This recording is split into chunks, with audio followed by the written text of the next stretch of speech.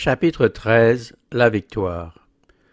Le diable le transporta dans la ville sainte, le plaça sur la terrasse du temple et lui dit : « Si tu es fils de Dieu, jette-toi en bas, car il est écrit : il donnera pour toi des ordres à ses anges, et ils te porteront sur les mains, de peur que ton pied ne heurte une pierre. » Satan croit se placer maintenant sur le terrain de Jésus. L'ennemi, plein de ruses, propose à son tour des paroles émanant de la bouche de Dieu. Il continue à se montrer comme un ange de lumière et donne des preuves de sa connaissance des Écritures et de l'intelligence qu'il en a. Jésus s'est servi de la parole de Dieu pour soutenir sa foi. Le tentateur s'en sert pour couvrir ses séductions. Il feint d'avoir voulu mettre à l'épreuve la fidélité de Jésus et loue sa fermeté. Puisque le Sauveur a manifesté sa confiance en Dieu, Satan veut un nouveau témoignage de sa foi. Il insinuera encore un doute comme préface à la tentation. « Si tu es fils de Dieu ». Le Christ est tenté de répondre à ceci. Il se garde pourtant de donner la moindre prise au doute. Il ne veut pas mettre sa vie en péril pour fournir une preuve à Satan. Le tentateur pensait ainsi pouvoir tirer avantage de l'humanité du Christ et le faire tomber dans la présomption. Mais si Satan peut solliciter au péché, il ne peut nous y contraindre. Il dit à Jésus : « Jette-toi en bas », sachant bien qu'il ne peut pas le jeter en bas lui-même, car Dieu interviendrait pour le délivrer. Satan ne peut pas non plus forcer Jésus à se jeter en bas. Le Christ ne serait vaincu qu'en donnant son assentiment à la tentation. Toute la puissance de la terre ou de l'enfer ne pourrait le forcer à se départir au moindre degré de la volonté de son Père. Le tentateur ne peut jamais nous contraindre à faire le mal. Il ne peut dominer notre esprit que si nous cédons à son influence. Pour que Satan puisse exercer sa puissance sur nous, il faut que notre volonté y consente, et que notre foi cesse de s'attacher au Christ. Cependant, tout désir coupable entretenu par nous lui fournit un point d'appui. Tout point sur lequel nous ne réussissons pas à atteindre à l'idéal divin lui ouvre une porte par laquelle il s'empressera d'entrer pour nous tenter et nous détruire. Et toutes nos chutes, toutes nos défaites lui fournissent l'occasion de jeter de l'opprobre sur le Christ. En citant la promesse « Il donnera pour toi des ordres à ses anges », Satan omit les mots « de te garder dans toutes tes voies », ce qui veut dire dans toutes les voies que Dieu nous a tracées. Jésus refusa de sortir du sentier de l'obéissance. Tout en faisant preuve d'une parfaite confiance en son Père, il ne voulait pas se placer de son propre chef dans une position qui obligerait son Père à intervenir pour le sauver de la mort. Il ne voulait pas, en obligeant la Providence à venir à son aide, négliger de donner à l'homme un exemple de confiance et de soumission.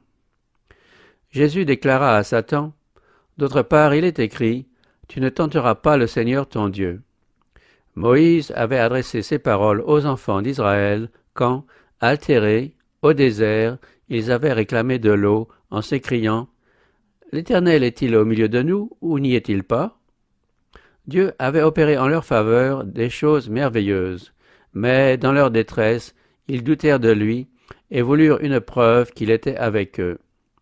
Dans leur incrédulité, ils voulurent le mettre à l'épreuve. Satan conseillait au Christ de faire la même chose. Dieu avait déjà attesté que Jésus était son Fils. Exiger une nouvelle preuve de sa filialité divine c'eût été mettre la parole de Dieu à l'épreuve, tenter Dieu. Ce serait la même chose si l'on demandait ce que Dieu n'a pas promis. Ce serait manifester de la méfiance. Nous ne devrions pas présenter à Dieu nos requêtes afin de le mettre à l'épreuve, pour voir s'il accomplira sa parole, mais parce que nous avons la certitude qu'il l'accomplira. Non pas pour avoir la preuve qu'il nous aime, mais parce que nous l'avons déjà. Sans la foi, il est impossible de lui plaire. Celui qui s'approche de Dieu doit croire qu'il existe et qu'il se fait le rémunérateur de ceux qui le cherchent. La foi ne peut être l'allié de la présomption. Celui-là seul qui a la vraie foi est à l'abri de la présomption, car celle-ci est la contrefaçon diabolique de la foi. La foi revendique les promesses divines et produit des fruits d'obéissance. La présomption revendique elle aussi des promesses, mais elle s'en sert, comme Satan, pour justifier le péché. La foi aurait conduit nos premiers parents à se confier en l'amour de Dieu, à obéir à ses commandements. La présomption les amena à transgresser sa loi, pensant que son grand amour les préserverait des conséquences de leurs péchés. Ce n'est pas la foi qui implore la faveur du ciel sans remplir les conditions auxquelles est subordonné le don de la grâce. Une foi authentique a son fondement dans les promesses et les dispositions de l'Écriture. Souvent, lorsque Satan n'a pas réussi à provoquer notre défiance, il nous fait tomber dans la présomption.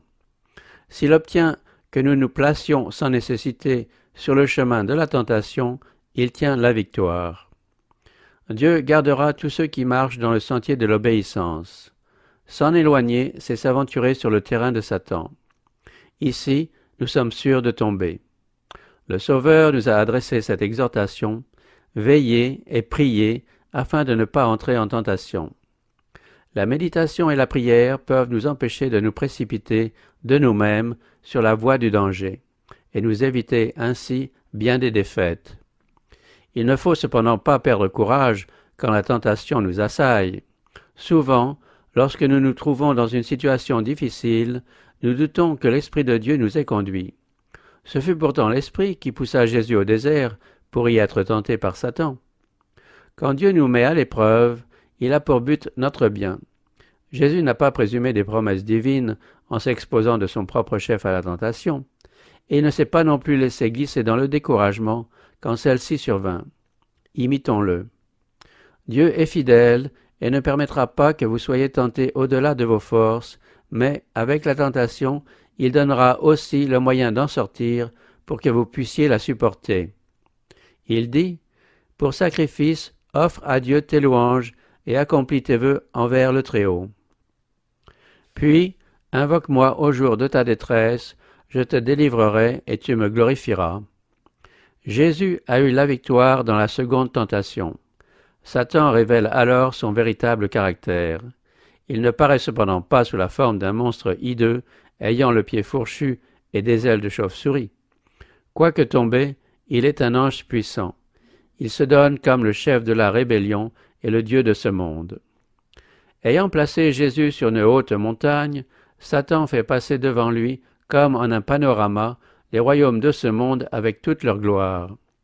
Le soleil brille sur des villes aux temples magnifiques, sur des palais de marbre, des champs fertiles et des vignes chargées de fruits. Les traces du mal sont cachées, les yeux de Jésus, qui tout à l'heure ne voyaient qu'horreur et désolation, contemplent maintenant une scène incomparable de charme et de prospérité. Alors se fait entendre la voix du tentateur, « Je te donnerai tout ce pouvoir et la gloire de ces royaumes, car elle m'a été remise, et je la donne à qui je veux. Si donc tu te prosternes devant moi, elle sera toute à toi. » Ce n'est que par la souffrance que le Christ peut accomplir sa mission. Une vie de douleur, de peine et de lutte s'offre à lui, couronnée par une mort ignominieuse. Il faut qu'il porte les péchés du monde entier. Il doit accepter d'être séparé de l'amour de son Père. Et voici que le tentateur fait hommage à Jésus du pouvoir qu'il a usurpé. Le Christ peut échapper à un effroyable avenir en reconnaissant la suprématie de Satan. Mais agir ainsi, c'est renoncer à la victoire dans le grand conflit. En essayant de s'élever au-dessus du Fils de Dieu, Satan a péché dans le ciel. S'il réussit maintenant, c'est le triomphe de la rébellion. En disant au Christ que la royauté et la gloire du monde lui ont été données et qu'il est libre d'en disposer, Satan affirme une chose qui n'est vraie qu'en partie, et son but est de tromper. La domination que Satan exerce, il l'a arrachée à Adam. Or, Adam n'était que le fondé de pouvoir du Créateur, il n'était pas un roi indépendant. La terre appartient à Dieu, et Dieu a remis toutes choses entre les mains de son Fils. Adam était appelé à régner sous les ordres du Christ. Quand Adam eut livré à Satan sa souveraineté, le Christ demeura le roi légitime.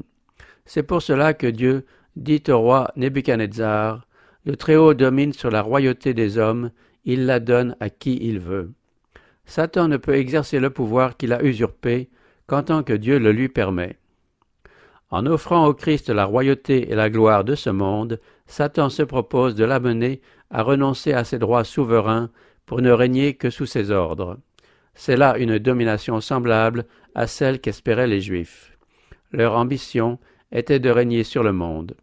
Si le Christ avait consenti à leur donner un tel royaume, ils l'eussent accueilli avec transport.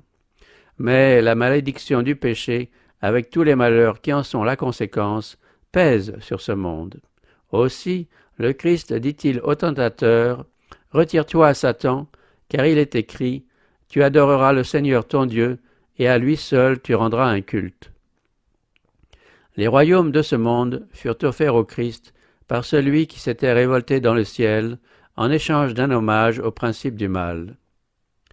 Mais Jésus ne se laissa pas séduire. Il était venu établir un royaume de justice et ne voulait pas renoncer à son dessein.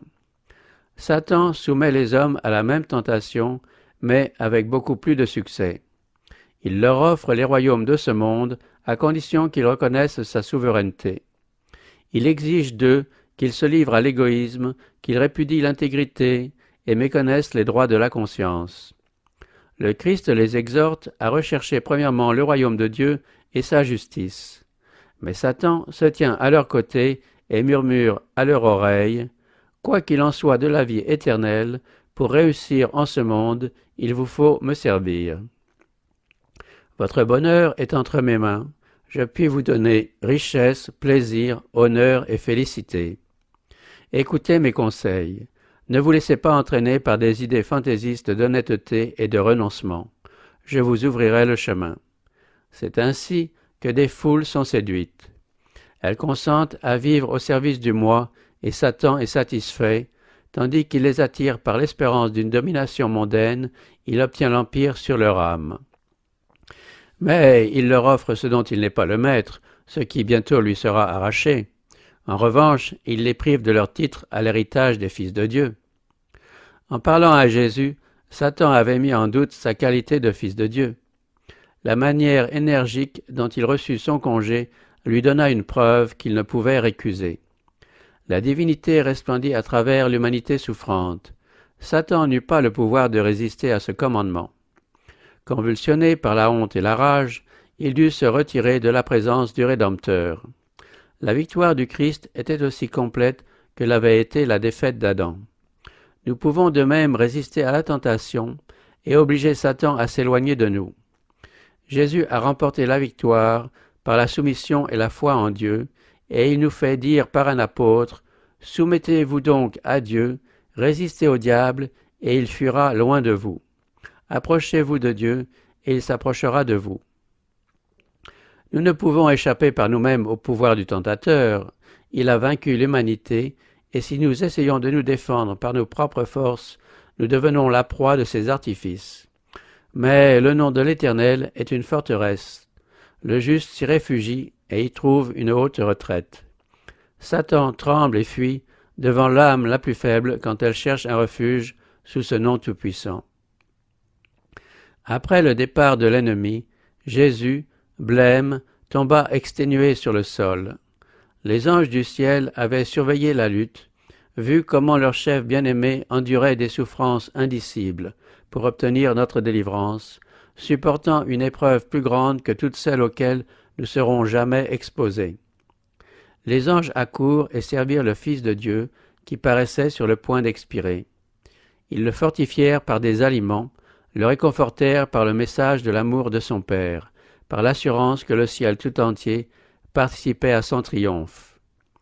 Jésus ayant repris ses sens, son grand cœur se remplit à nouveau de sympathie pour l'homme, et il s'apprête à poursuivre l'œuvre commencée. Il ne cessera pas qu'il n'ait vaincu l'ennemi et racheté l'humanité. Le prix de notre rédemption ne sera estimé à sa juste valeur que lorsque les rachetés se tiendront avec le Rédempteur devant le trône de Dieu. Alors que nos sens ravis seront frappés par les gloires de notre éternelle demeure, nous nous souviendrons que Jésus a quitté tout cela pour nous, qu'il s'exila des parvis célestes, plus que cela, qu'il prit le risque d'un échec et d'une perte éternelle. Alors nous jetterons nos couronnes à ses pieds et entonnerons le cantique « L'agneau qui a été égorgé est digne de recevoir puissance, richesse, sagesse, force, honneur, gloire et louange.